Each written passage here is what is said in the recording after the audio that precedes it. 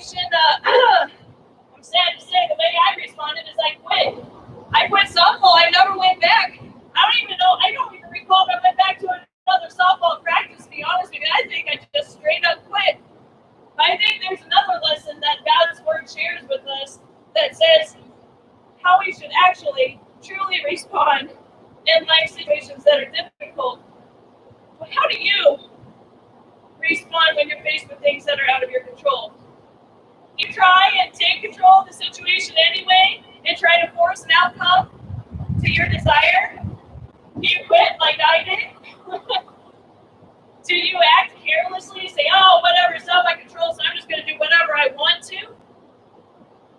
Do you crawl into a fetal position and whimper until it's all done with? Do you binge on Netflix or binge eat every snack in the cabinet? I hear a yes. We've got some honesty here this morning. Do we try to pass off the situation to somebody else, hoping that they'll take care of things? Because we know that life, there's going to be many obstacles and situations that are beyond our control. Financial hardships, broken relationships, lack of relationships, medical diagnoses, global pandemics, temptations that come our way, people that we want to help, but we just can't help. We can't fix those situations. And God asks us to respond in a godly way when those things come up. And we can clearly see in Scripture how we as people of faith can and should respond in all of life's difficult situations. So I invite you to turn to Hebrews 11, chapter 30, or Hebrews 11, verse 30. It simply says this: by faith, the walls of Jericho fell after the army had marched around them for 7 days. By faith, the walls of Jericho fell after the army had marched around them for 7 days. Now, what are we talking about here? To know what we're talking about here, we have to turn to the book of Joshua, chapter 6. We're going to read verses 1 through 20 this morning. But to bring you up to speed, the Israelites have been wandering for 40 years. For 40 years because they didn't believe that God could do it. They didn't believe that He could get them into the promised land the first time because of what the spies said. So they were wandering. They were punished by wandering for 40 years, and now they're outside the walls of Jericho, about to enter into the promised land. But man, those walls were big. The obstacle was huge. The walls were impenetrable. There's no way in their minds they could conceive how they could get those walls to come down, how they could defeat the army. We're going to hear and read about what happens in Joshua 6, 1 through 20. It says, now the gates of Jericho were securely barred because of the Israelites. No one went out, and no one came in. Then the Lord said to Joshua, see, I have delivered Jericho into your hands, along with its king and its fighting men. March around the city once with all the armed men. Do this for 6 days. Have 7 priests carry trumpets of ram's horns in front of the ark.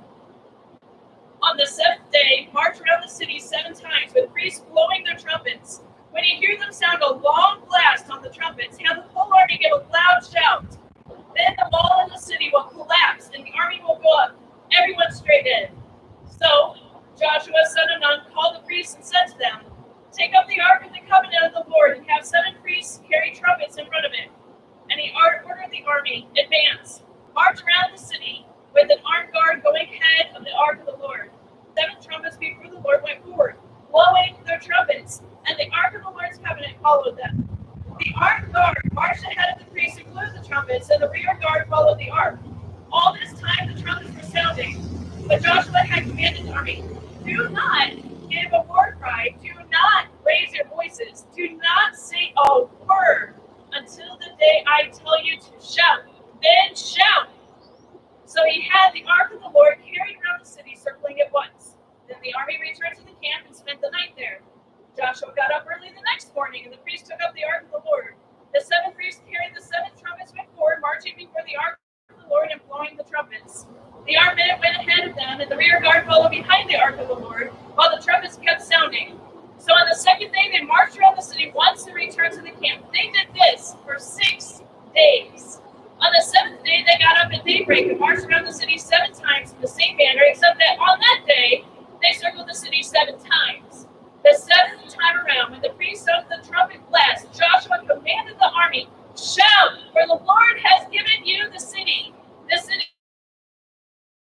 And it only Rahab the prostitute and all who were with her in the house shall be spared, because she hid the spies we sent. But keep away from the devoted things, so that you will not bring about your own destruction by taking any of them.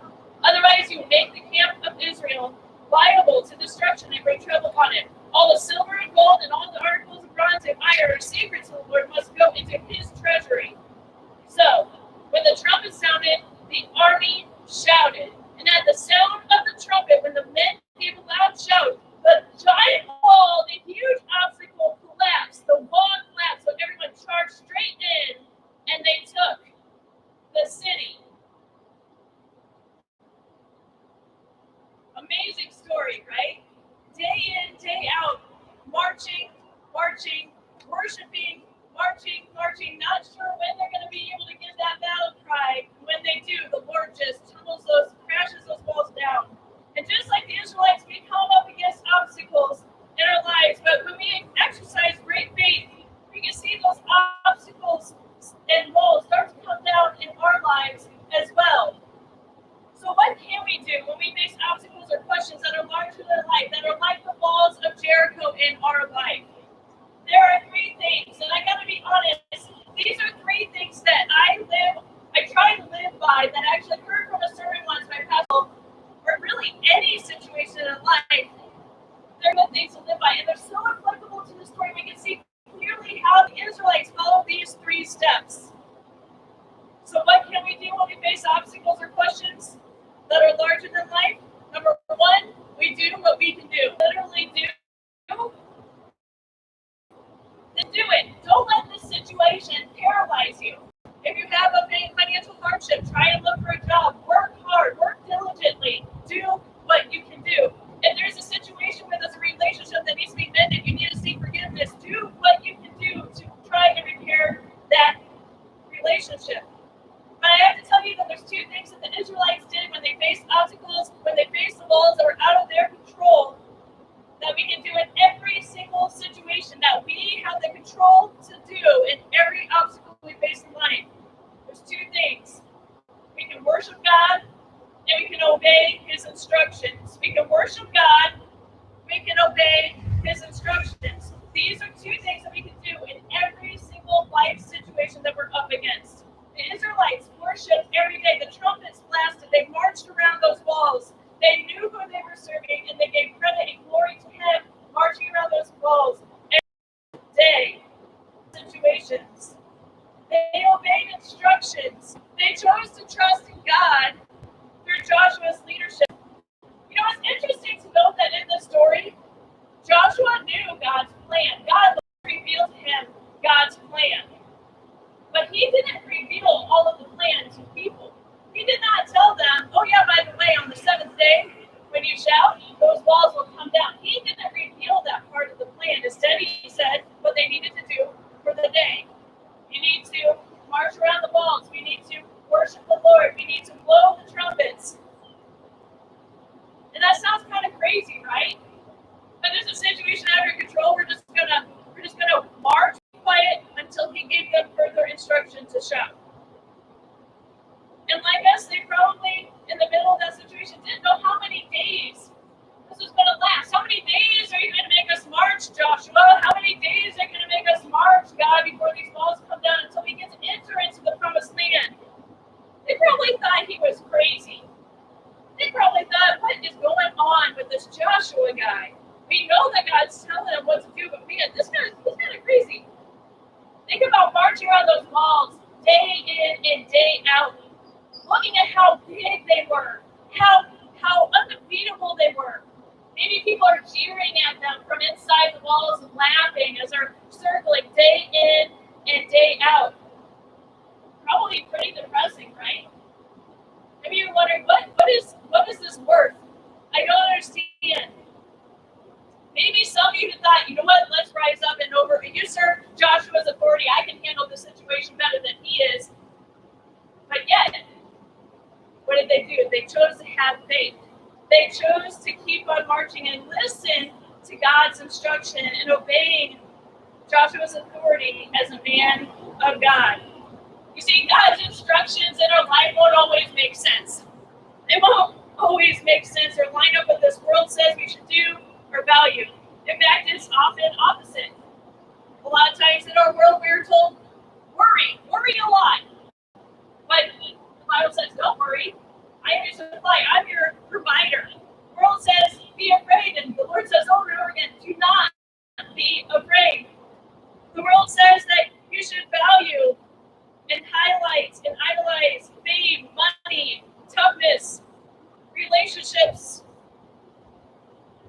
and more. God values faithfulness to your spouse, self-control, hospitality, gentleness, humility, generosity, and sacrifice.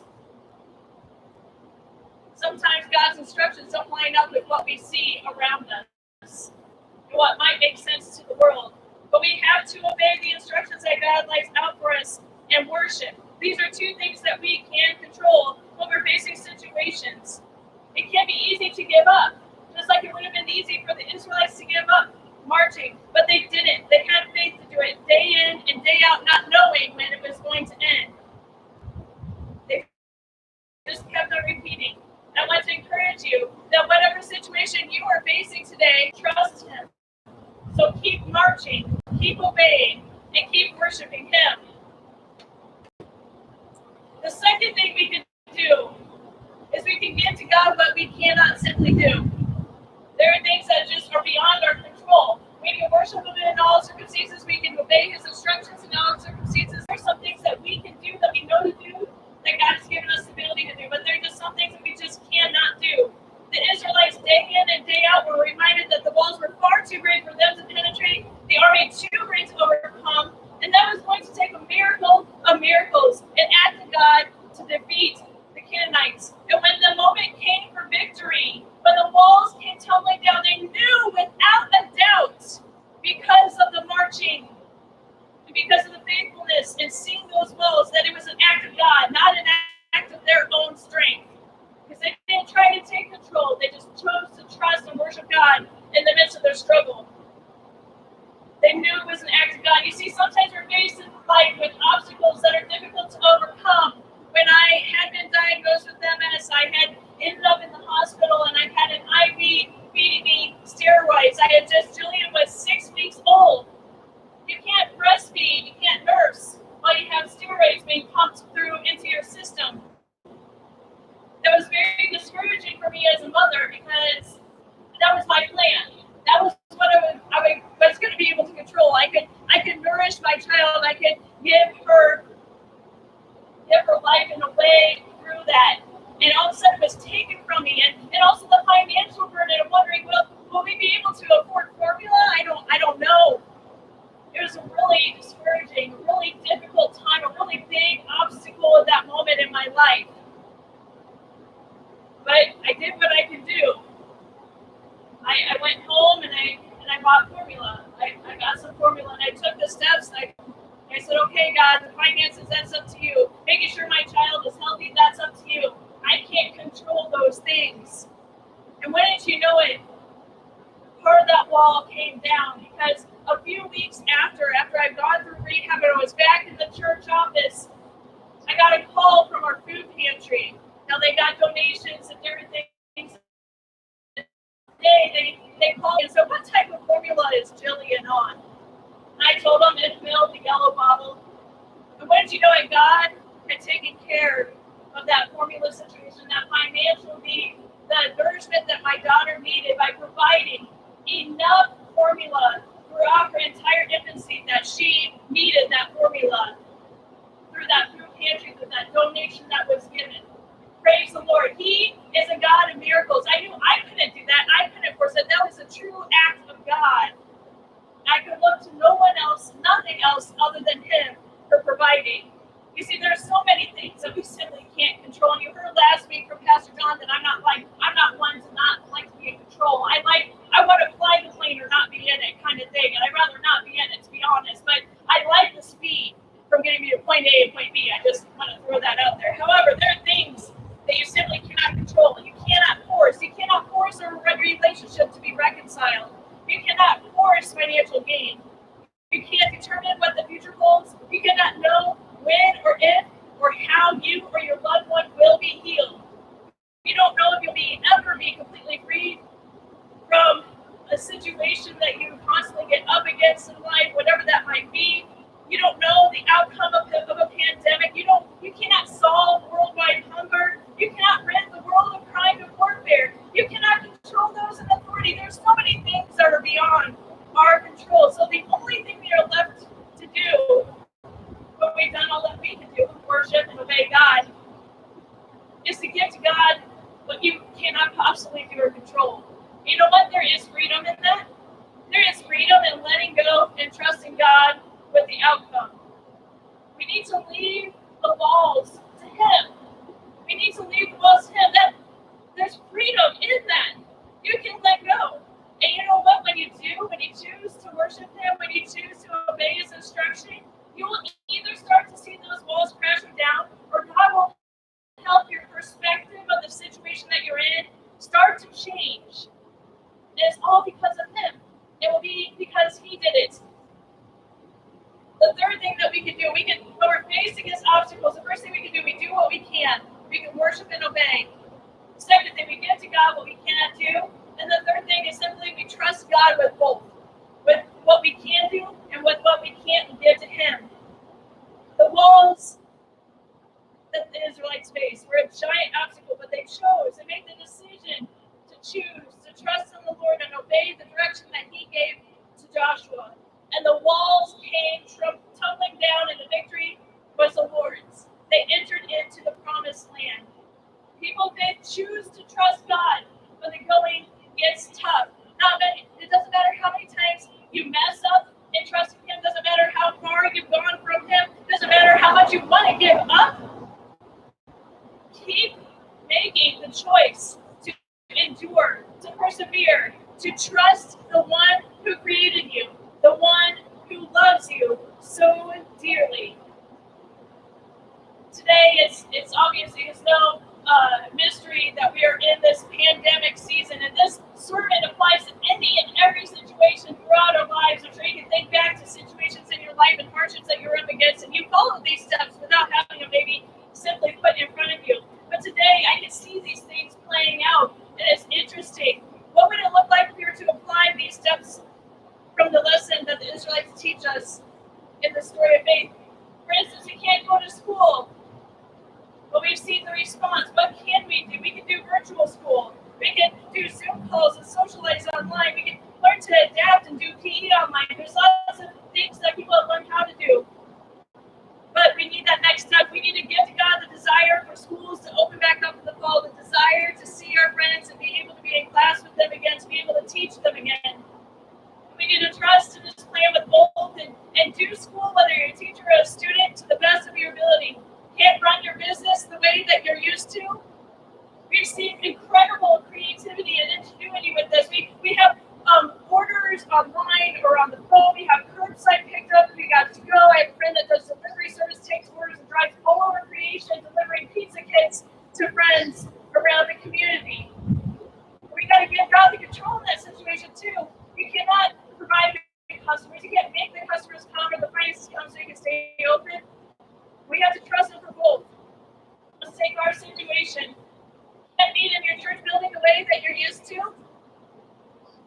Well, then you do what you can do. If you have the space, you do a drive-in service. You meet here for drive-in service. You utilize the media in new ways. You get creative. You do social distancing visits. You bring recipes in-home communion bread. You help provide for one another's needs. You feed the church. The church is not gone because we're not in there. The church has been deployed to your families, to your neighborhoods, and we are still here and alive as ever. And what we have to do is give to God the control over providing the people who are searching for hope, that are searching for Jesus. We have to give Him the control of solving the hearts with the gospel. We can't do that. He goes before us, and we are just called to be faithful. We ask Him and we give to Him the control of finances and providing outlets for outreach in a new way. And He is moving, and the church is alive because we are trying our best to be faithful, to worship, to keep on marching and following His instructions, and trusting Him with the rest. And God is moving. I want you to know that God is moving in your life. He is moving in this church. He is moving in this community. But He's not done yet. And we need to remain faithful and keep on marching and keep on praying and trusting that He is moving. And He's going to unleash His Holy Spirit upon your lives, in our families' lives, and our community's lives. And we're going to see a spiritual awakening because He is in this. He is in control, and He has the victory. So I want to encourage you today in all of your life, be it in this coronavirus situation or not, whatever obstacle or wall you are facing today, remember these 3 steps. Remember to do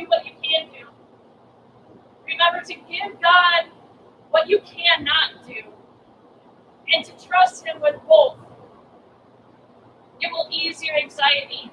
It will increase your trust and faith in the God who overcomes obstacles in your life and demolishes indestructible walls.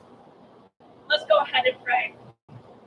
Heavenly Father, we thank you that you are victorious, letting you have control over all of our life's obstacles, over all of our life situations, God. God, today I pray that we would all just figure out whatever situation we're facing, we would do what we can do, what you call us to do, what you've given us the mind and the ability to do in this life, God, and help us to do those things. We trust you to help us in those things. And God, with what we cannot do, I pray we would surrender, that we would let go and let you take control, and that we would be faithful and not give up marching around those walls, not give up in worshiping you, not give up in being faithful to you, God. God, I am encouraged today. I thank you for how you are moving in your church and in your people. And today I pray that we leave here encouraged, inspired, with our hearts aflame, which is the goodness of who you are, God, that you are faithful, and that with your help, walls will come coming down, and you will help us to be able to face life obstacles with strength and with courage and with peace. We thank you for who you are. We thank you for your Son. We thank you for your Holy Spirit. We ask that you would be with each one of us, strengthen us. We love you, Jesus. And it's in your name I pray. Amen.